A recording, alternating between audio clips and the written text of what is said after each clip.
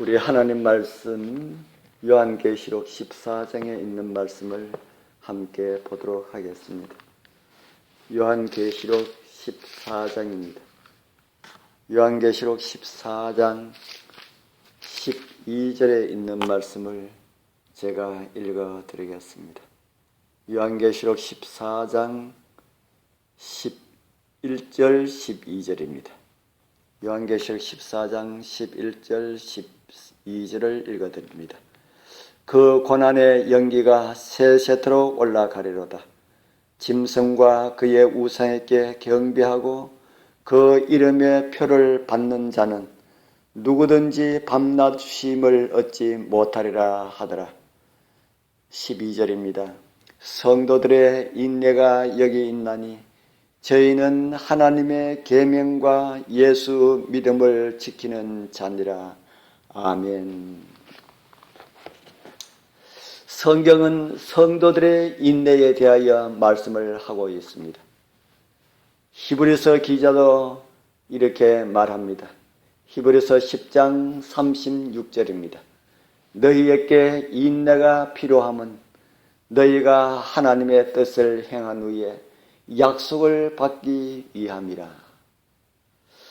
너희에게 인내가 필요함은 하나님의 뜻을 행한 후에, 즉 하나님의 말씀을 따라서 순종하면서 산 후에 하나님께서 허락하신 약속을 받기 위함이라. 약속하신 상급을 받기 위함이라 라는 말씀입니다. 인내하는 백성들이 되기를 바랍니다. 인내는 성경을 읽고 말씀을 연구하는 데도 필요합니다. 그 이유 중에 하나는 성경을 읽고 연구하는 데 인간의 지혜 이상이 필요하기 때문입니다. 우리가 겸손한 마음으로 하나님의 말씀을 깨닫기를 원하는 마음과 깨달은 말씀을 따라서 순종하면서 살고자 하는 마음으로 하나님의 말씀을 찾는다면 불법의 세력에 대항할 수 있도록 하나님께서 우리의 믿음의 생활의 표준을 높여주시고 감당할 수 있는 능력을 주실 것입니다. 처음에 가졌던 믿음을 끝까지 굳게 붙잡기라는 쉽지 않을 것입니다. 숨은 악의 영의 영향력이 계속해서 우리의 심령 가운데 다른 정신을 부어 넣으려고 할 때는 더욱 어렵습니다. 그것은 사단의 편에서 일으키는 방해 활동이기 때문입니다. 고난이 없는 시절에 하나님의 백성들과 합류하여 누가 봐도 건전하고 참된 그리스도인 같지만은, 그러나 그들에게 고난이 시작되면은 대의를 이탈할 사람들이 많이 있습니다. 위기가 닥치면은 그들은 한때 마음에 영향을 준 그럴듯한 추상적인 이론들이 일리가 있다고 생각하게 될 것입니다. 다양한 인간을 상대하기 위하여서 사단은 온갖 올무를 다 준비해 놓고 기다리고 있습니다. 하나님의 율법을 외면하면은 교회는 불같은 시련으로 체질을 당하고 예상외로 많은 사람들은 디모데전서 4장 1절의 말씀처럼 미혹해 하는 영과 귀신의 가르침에 귀를 기울이게 될 것입니다.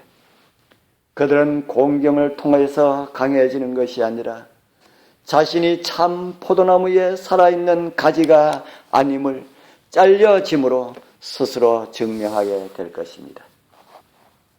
세상이 하나님의 율법을 내팽겨 칠 때에 이름뿐인 거짓 그리스도인들이 하나님의 말씀을 외면하고 거짓 믿음으로 하나님의 계명을 짓밟는 그런 일이 일어날 때에도 진실하게 순종하는 하나님의 참 백성들에게는 어떤 일이 생길까요? 그들 역시 악의 거신 물결에 휩쓸려 버릴까요? 거대한 사람이 어둠의 세력에 합류한다고 해서 하나님의 계명을 지키는 예수 그리스도의 증거를 가지고 있는 백성들의 충성심도 흔들리게 될까? 결코 아닙니다.